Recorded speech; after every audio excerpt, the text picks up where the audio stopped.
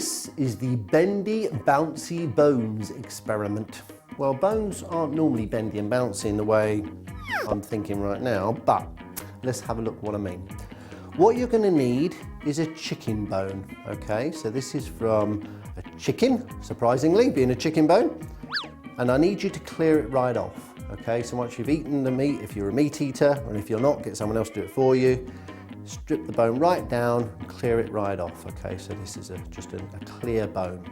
What I want you to do is, first of all, notice it's pretty rigid, okay? You could try and bend it if you want, but don't bend it too hard. Just try and bend it a little bit, but it doesn't bend very easily at all, does it? Give it a good flick. You can see it's pretty rigid and solid, isn't it? I want you to get a container. I'm just going to use this plastic cup for now. Rest your bone in there. And then I want you to get some vinegar. I'm using clear vinegar, distilled vinegar. But you don't need to use clear vinegar. You can use brown vinegar, the malt vinegar, that's fine as well. They both work, okay? But I'm using clear vinegar. For a similar reason, I'm using that clear cup because I want you to see what's happening inside. And very carefully pour some vinegar into the cup until the bone is completely covered, okay?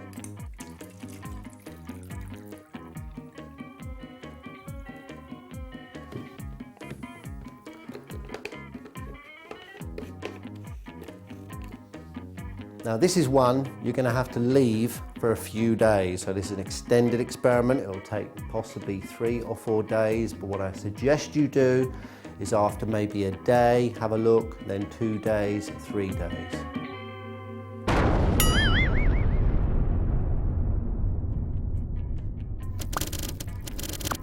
So this is what I hope you would have discovered for yourself. Remember, it will take a few days for this to work. The one I set up, that's still here. I'm going to show you a couple of bones that we'd already got ready for you to see right now. And both of those have been in the vinegar for about 2 or 3 days. Okay, so I'm going to slide this one out of the way carefully. And I'm going to reach down for a couple that I did earlier. Now, I'm going to get a bit of tissue, lay this here, and let's take them out and let's see what's happened. Now remember, what you're seeing in here started off exactly the same as the one I started off with, a dry, rigid bone. Let's see what's happened. If I hold it over the tissue, it's become rather bendy. In fact, so bendy, you can bring the ends together.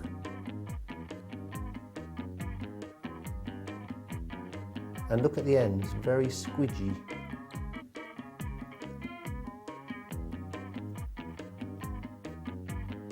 Look at the other one. I'm sure it's going to be about the same.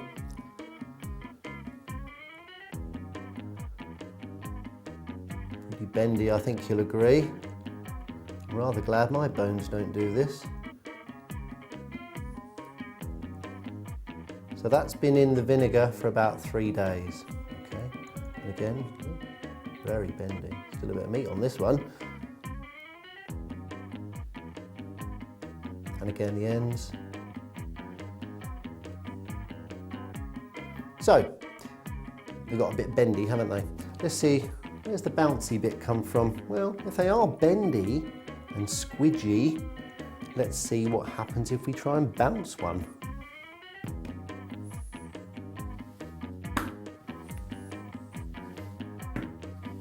So a little bit bouncy, if they land on the end, especially.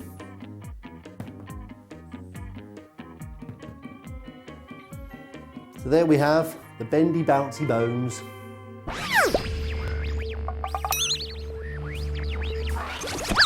So what's going on? How come the bone can start off nice and rigid, as I showed you at the start, and turn into this rather peculiar bendy bone?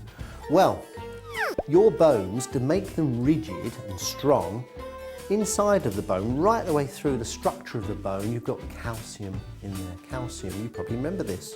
Remember, we often told to drink milk to help give us calcium in our bones, to make them nice and strong. So it's the calcium in here. And when you put this in vinegar, this bone in vinegar, the acid in the vinegar, called acetic acid, starts to dissolve away the calcium in the bones, and it actually goes through all the little holes and through all the little cracks that we can't really see because they're really tiny, and it goes in and goes right into the bone and dissolves it all away. What was interesting though is that the first thing to go soft, probably because most of the calcium gets dissolved first, is the ends. They get squidgy before the middle bit goes bendy. And in fact, this one's still a bit rigid in the middle, so probably another day or two and that'll be even more bendy than it is now. But I think it's pretty bendy already, as you'll agree. But the ends are the bits that go squidgy first. And I think it's because it's easier for the acid to reach the calcium in the ends because there's lots of little holes and pores there. So they go squidgy first, okay? And then acid eventually dissolves away all the calcium right the way through the bone, and that takes away its rigidity and its strength. So now you know why we need calcium in our bones.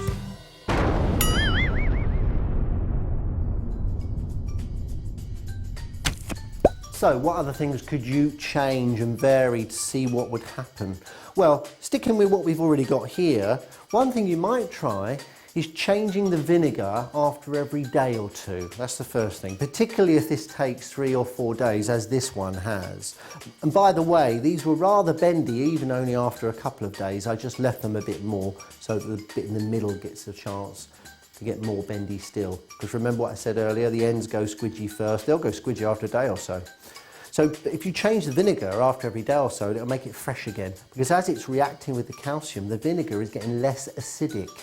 So if we put fresh vinegar in, it could speed things up a bit maybe. I'll leave you to think about that. What about using different bones? These are chicken bones, remember.